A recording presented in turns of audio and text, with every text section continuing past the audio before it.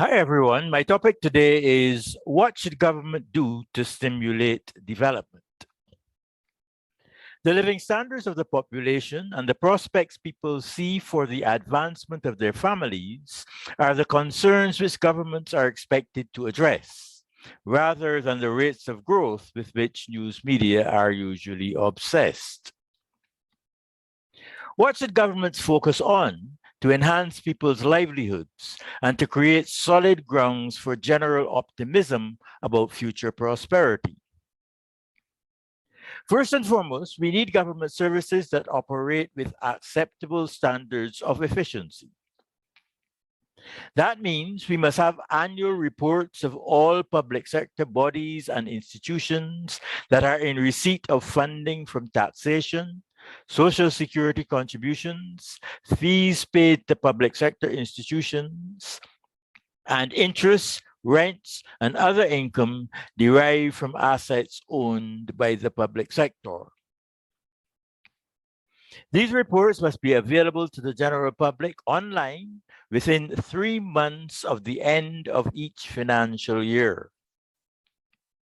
They must set out the tasks that were to be performed during the year, as well as the revenue received and spent, and they should evaluate the year's performance against budget.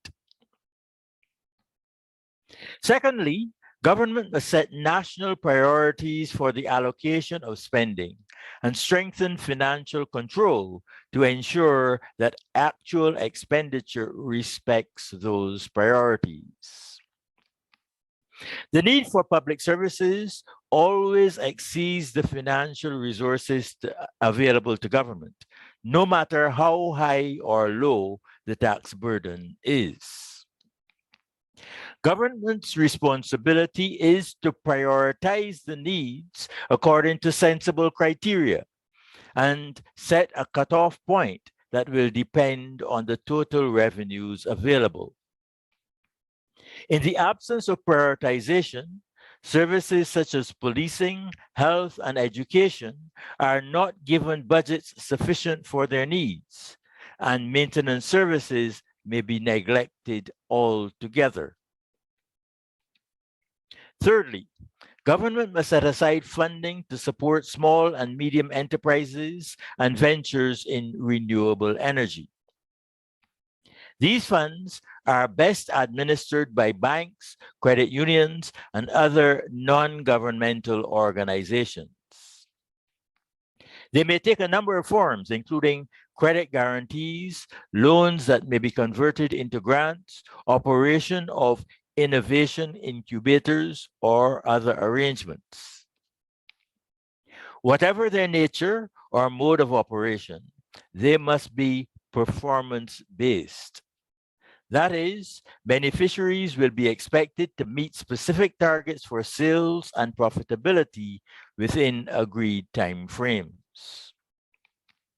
Those who repeatedly fall short should expect to be dropped from the program after a reasonable probationary period. Fourthly, the infrastructure of ports, airports, roads, and public utilities must be continuously upgraded to keep pace with international standards. The public utility enhancements should include universal access to high-quality telecommunications. Fifthly, the public sector budget must be managed so as to produce a small surplus of public sector revenues over the cost of running public services, including interest payments. This provides a contribution from the revenues to help to cover depreciation costs and ensures that all borrowing is used to acquire additional assets for public sector use. Efficient public administration and services, modern, well-maintained infrastructure, and a coherent, well-articulated medium-term government strategy for development will lend confidence to potential investors as they see the strategy unfold through the annual reports of public sector entities. Prudent budget management serves to improve government's creditworthiness at home and abroad. The improvement of external credit ratings and access to foreign funding for public sector projects is vitally important for small economies to provide the foreign exchange they need for equipment, construction material, and other inputs for investment. There is one other action which would greatly enhance creditworthiness, investor confidence, and general well-being in small nations.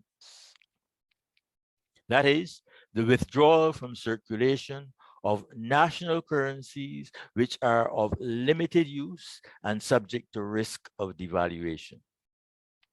Instead, the US dollar should be used domestically as it is for the international commerce, which is the lifeblood of every small economy. Thank you and good day.